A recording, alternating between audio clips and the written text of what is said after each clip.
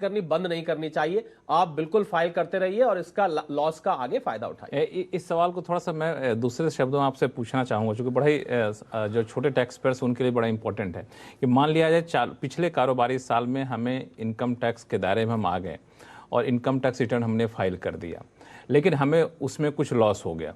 अगले साल कारोबारी साल में हमारा इनकम टैक्स के दायरे में नहीं आता है, हमने इनकम टैक्स रिटर्न फाइल नहीं किया, चूँकि नहीं आता तो हमने फाइल नहीं किया मान के, फिर उसके नेक्स्ट ईयर में हम इनकम टैक्स के दायरे में आ गए और हमें लॉस हो रहा है, तो क्या उसको कैरी फॉरवर्ड कर सकते हैं कि नहीं, कि बीच में चूंकि एक साल हमने इनकम टैक्स रिटर्न फाइल नहीं किया? जी हाँ, बिल्कुल यही बात सिंह साहब को मैंने लक्ष्मण इत्तला देने की कोशिश करी कि अगर बीच में आप नहीं फाइल करेंगे, फिर जो तीसरा साल आपका था, आपके वाला, उसमें आप उस लॉस का बेनिफिट नहीं ले पाए। तो बीच में इस साल का गैप मत करिए। इनकम टैक्स रिटर्न फाइल करना वैसे ही अच्छा, और आजकल तो लक्ष्मण वीजा के लिए, लोन के लिए रिटर्न की कॉपीज चाहिए होती है, तो सिंह साहब बिल्कुल फाइल करते रहिए, मेरी सलाह आपको यही है। सिंह साहब, उम्मीद करता हूँ इस सवाल का जवाब तो मिल गया होगा। अगला सवाल क्या आपका?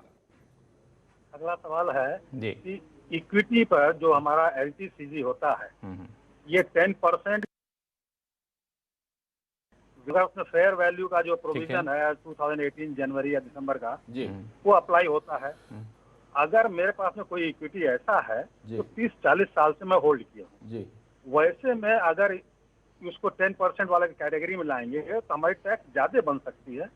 अगर इसको जो है अदर इन्वेस्टमेंट की तरह से ट्रीट किया जाए, जिसमें इंडेक्सेशन का बेनिफिट होता है, 20% टैक्स का नियम है, तो वो क्या अप्लाई कर सकते हैं?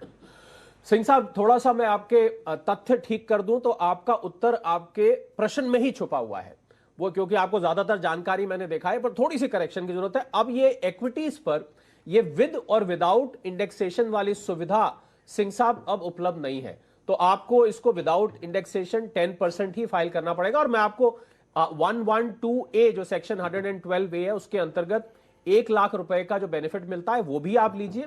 इंडेक्सेशन को अब आप छोड़िए, इसको सीधा 10% आप दीजिए। ये स्विच ओवर आप नहीं कर सकते। मुझे लग रहा है इनको काफी लक्ष्मण जानकारी है और थोड़ी सी ये जानकारी ठीक करने से इनका उत्तर उसी में निकल आता है। चलिए, तो मैं उम्मीद करता हूं सिंह साहब कि आपके सभी सवालों का जवाब मिल गया होगा। फिर भी कोई उलझन हो तो आप हमें लिखिएगा, tax@moneycontrol.com पर थे। अगले कॉलर हमारे साथ दिल्ली से हैं, हेमंत हांडा जी। हेमंत जी नमस्कार।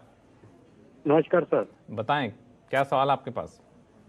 सर ऐसे है, मेरी डॉटर में ना IT कंपनी में काम करती है। अच्छा। तो उसको ना 2 लाख रुपए बोनस मिला था, रिटेंशन बोनस, पिछले साल। तो उसमें ये कंडीशन थी, अगर आप कंपनी छोड़ोगे तो कंपनी उसको वापस ले लेगी। ठीक है। तो कंपनी ने 2 लाख में से ना 60,000 पे 30% टैक्स काट के 1,40,000 दिया।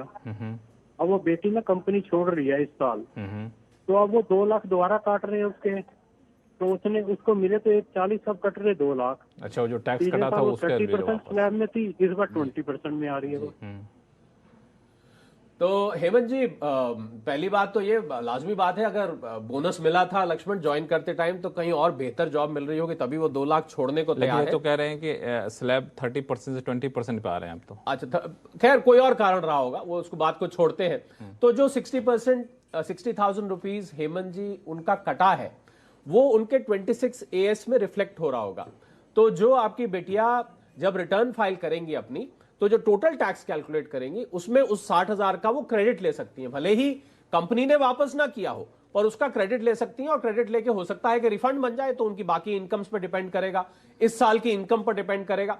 तो अगर 60,000 रुपए एक्स्ट्रा बन रहा है तो वो रिफंड आ जाएगा, कोई बात नहीं। कंपनी ने नहीं दिया तो आप उसको आयकर विभाग से ले सकते हैं। इसलिए कंपनियां नहीं देती हैं क्योंकि जमा हो चुका होता है, और उसकी फिर TDS रिटर्न रिवाइज करने का प्रोसेस बहुत कॉम्प्लिकेटेड है, कई बार नहीं भी हो सकती है। तो आप इसको डिपार्टमेंट से डायरेक्ट रिफंड ले सकते हैं या इसका क्रेडिट वो ले सकते हैं। तो इसका रिफंड कैसे क्लेम करना होगा? 26AS में दिखता है 26, तो इनकी जो बिटिया की टोटल इनकम होगी, उस टोटल इनकम पे जो टोटल टैक्स बनेगा, अगर वो इनकम इससे कम है तो 60,000 लाजमी बात है कि फालतू टैक्स दिख रहा होगा, वो रिफंड में आ जाएगा और रिफंड इनको अपने आप मिल जाएगा। तो बहुत टेंशन लेने की जरूरत नहीं है। जो 60,000 आपको कंपनी से नहीं मिल रहे हैं वो आपको इनकम टैक्स विभाग से मिल जाएगा। बहुत आसान प्रक्रिया है, जैसा कि कोहली साहब ने बताया।